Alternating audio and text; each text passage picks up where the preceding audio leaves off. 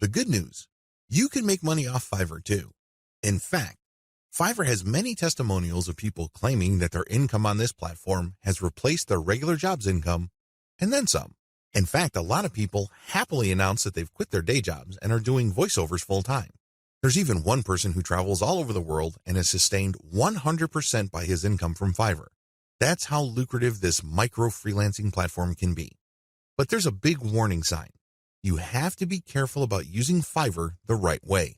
While it's very easy to get excited about these success stories, and believe me, they resonate on so many levels. Who wouldn't want to own their time? Who wouldn't want to work on their own terms? Who wouldn't want to cherry pick the projects that they get? The big problem is, if you don't know what you're doing, or if you don't have a strategy, you end up wasting time, and yes, money, in the form of opportunity costs. Think about it. If you are spending your time doing work for people for $10 when it turns out that you could have been working for $50, you are actually losing money. Now, this is different from a situation where you have spare time and you're simply trying to turn your spare time into spare cash. In that case, this would be okay. This is especially true if you're training yourself by taking on these jobs so you can level up in the future. But if you are looking to earn a full-time income, you have to learn how to use Fiverr the right way. This training teaches you 6 better ways to make money off Fiverr. Make no mistake, offering high-value and time-intensive services for $5 is not one of them. Bundle others' services and sell operational assets. This way of making money off Fiverr is really not much different from the method I have described in video 6. The big difference, and in most cases the only difference, is that this website is operational. And what does that mean? It means that this website is generating traffic and is turning that traffic into dollars. In other words, it's actually generating an income. Advantages. The big advantage of this type of Fiverr service, flipping, is the money. That's right. With everything else being equal, people would rather pay more money for an online asset that already generates money. You may have designed a very good-looking online asset. Your turnkey website may look really good. The problem is, it's anybody's guess whether it can actually translate visitors into cash. You don't have any of that kind of uncertainty with an operational asset. You know that this thing works. You know that if you buy this asset, you will make money. Given enough time, this asset will produce enough money to cover the cash you spent to buy it in the first place. Given even more time, you make pure profit. That's how this type of asset works. It's no surprise that a lot of online investors in online properties would rather buy operational assets. You stand to get more money building this type of asset than a turnkey asset. After all, people are willing to pay a big premium for an asset that is already generating traffic and cash. This is a big deal because if you establish a track record of building and selling money-making websites, your reputation becomes golden. People will seek you out as the person they can buy assets from that guarantee income. Very few people can do that.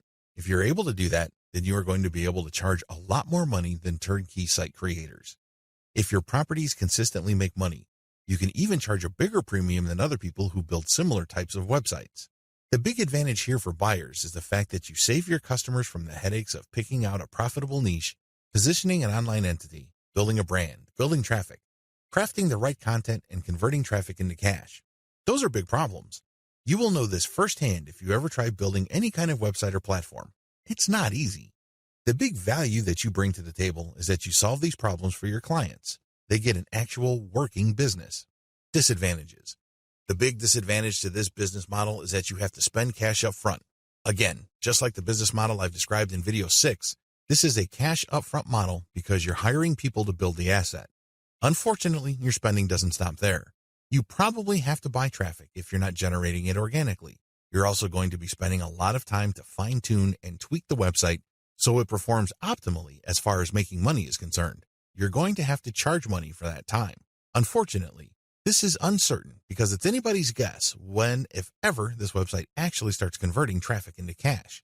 Another big disadvantage is that you are very vulnerable to niche selection. You have to pick the right niche. Otherwise, the ROI simply isn't going to be there. This means time because you're going to have to research the right niche. Market demands do fluctuate over time. A potentially fatal problem with this model is that you can't just assume that since this type of website asset has historically sold on Flippa, that you only need to show up at Flippa, list the asset, and then collect your money. It may not work out that way. It may turn out that for whatever reason, people are not buying this type of website on Flippa anymore. If that's the case, then you might have to sell on your own.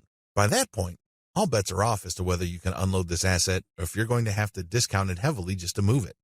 Finally, even if you are able to find a buyer, you can still suffer headaches. How come? Well, you turn over the website to somebody and it turns out that their traffic drops like a rock.